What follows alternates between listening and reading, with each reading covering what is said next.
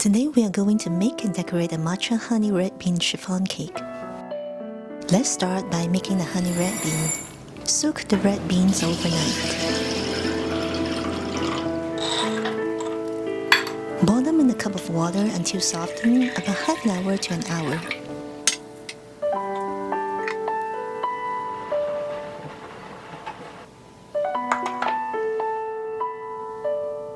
When they are softened, if there is still a lot of water in the pot, drain it. Now add the sugar and honey, then continue to boil on medium heat until the beans absorb all of the sugary juice.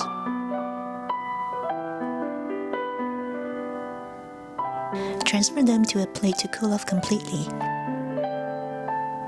Now let's make the cake. These are all of the ingredients.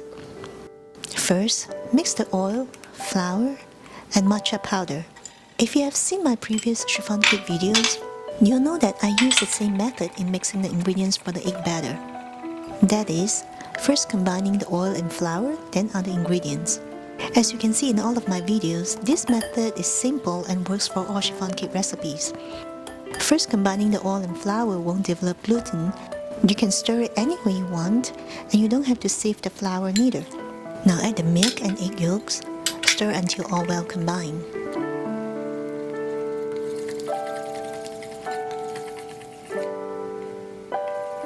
Now let's whip the egg whites. Add cream of tartar to the egg whites and beat on high speed.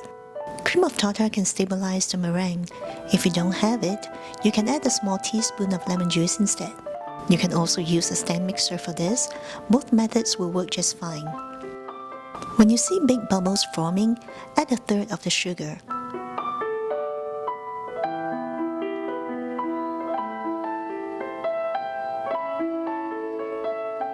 When the foam becomes finer and silkier, you can add another third of the sugar and continue to beat on high speed.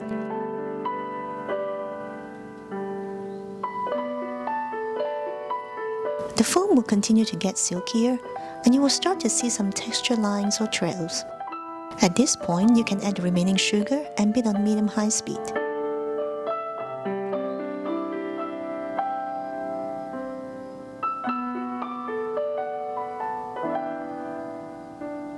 Continue beating until you see some stiff peaks.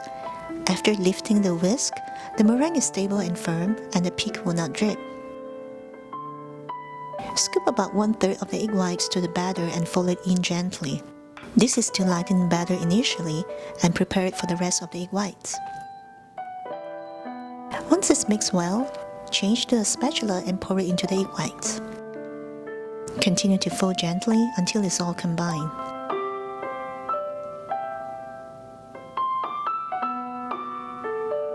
Scoop half of the red beans on the plate and coat them with a little bit of cake flour. This is to prevent them from sinking all the way to the bottom of the cake when baking.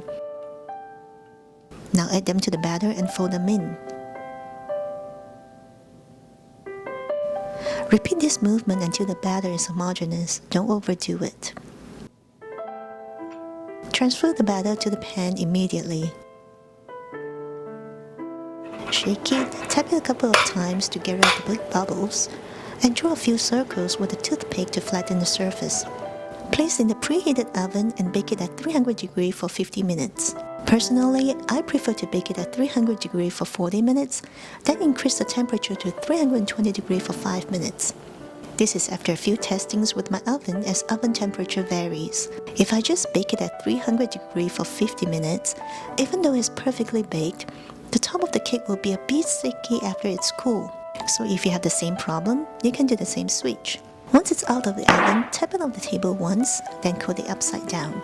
It will take 2 to 3 hours to cool completely. While waiting for the cake to cool, let's make the garnish. I'm going to use candy melts to make something that looks like a birch tree trunk. First, melt the chocolate candy melts in the microwave for about a minute. Prepare a piece of parchment paper. Using a small brush, brush small spots of the chocolate on it.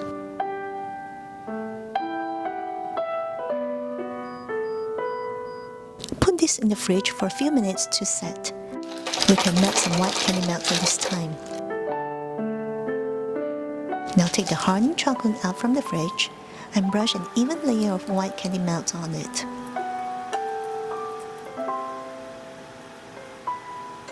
Use a spatula to draw some lines on the entire sheet. This will help us pricking them nicely once they are hardened.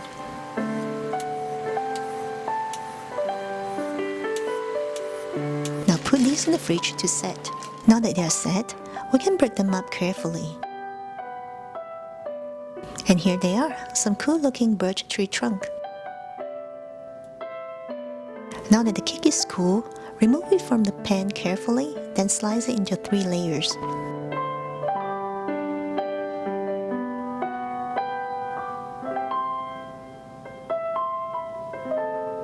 For this cake, besides the regular whipped cream frosting, I'm going to make some matcha whipped cream frosting as well.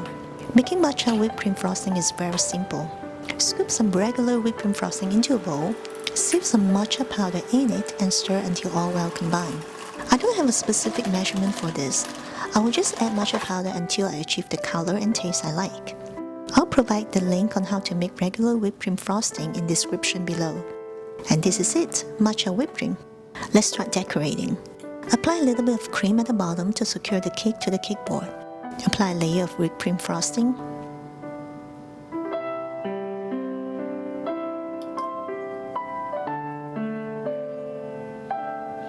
Now add some honey red beans. Repeat these steps.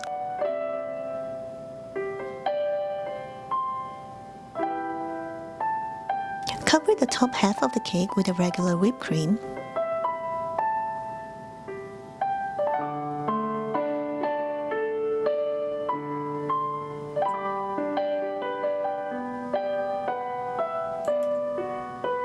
And the bottom part with the matcha whipped cream. Smooth out the cream the best you can.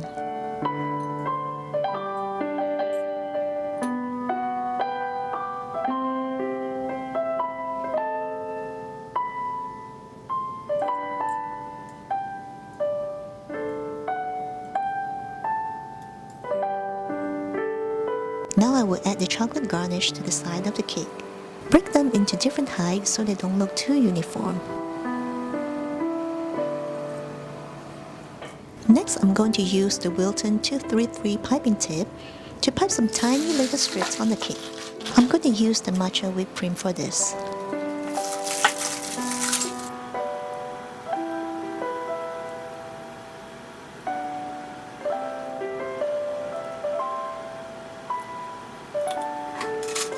For the finishing touch, add some red beans on the matcha whipped cream.